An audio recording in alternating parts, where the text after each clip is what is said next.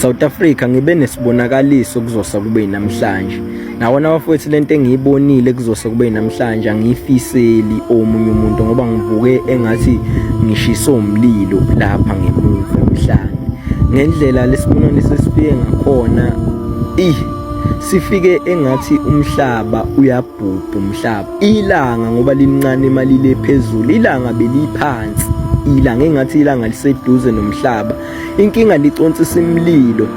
Wena wabona uma ngabe uconsisa oplastic nalo ke belingathi iconsisa leyo mlilo ke nalo ke ekanjalo ngoba imililo ebikhona bingathi u5 econtsiswe yilanga.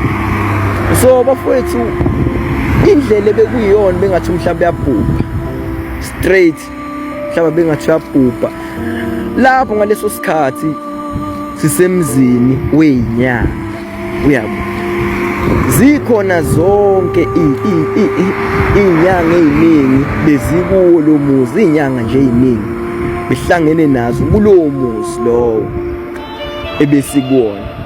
Emva kwalokho kulowo muzi lowo inyanga zisho lozona zathi lento ingaphekwa amandla, ingaphekwa ukwazi, akekho umuntu akangaxazulula lenkinga njengamanje. Uma ngabe ilanga liseduze kanje lishisa lo muzi besibona wenyanga bekushisa.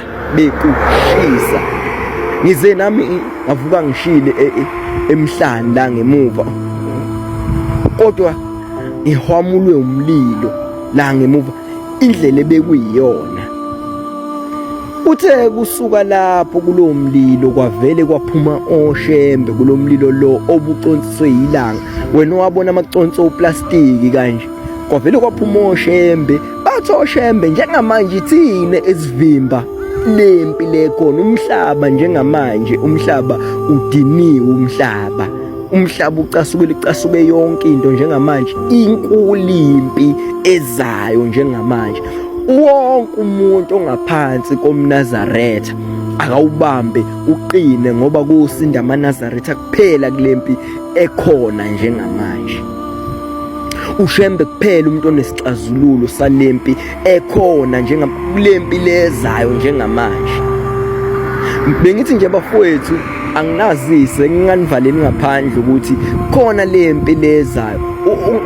Ngiyafisa nalabo enigma abavamile ukukhuluma amanga, ngiyafisa bembuleleke ngezinye izinto ngoba bona mbuyeni bakholwe kakhulu abesuke bekhuluma izinto. Kodwa bafowethu ngithi lempi le ezayo engayazi ukuthi izofika nini kanjani, kodwa ngithi bafowethu wenze sure ukuthi uMnazaretha ukhona eduze kwakho. Bekuyilokho nje bafowethu.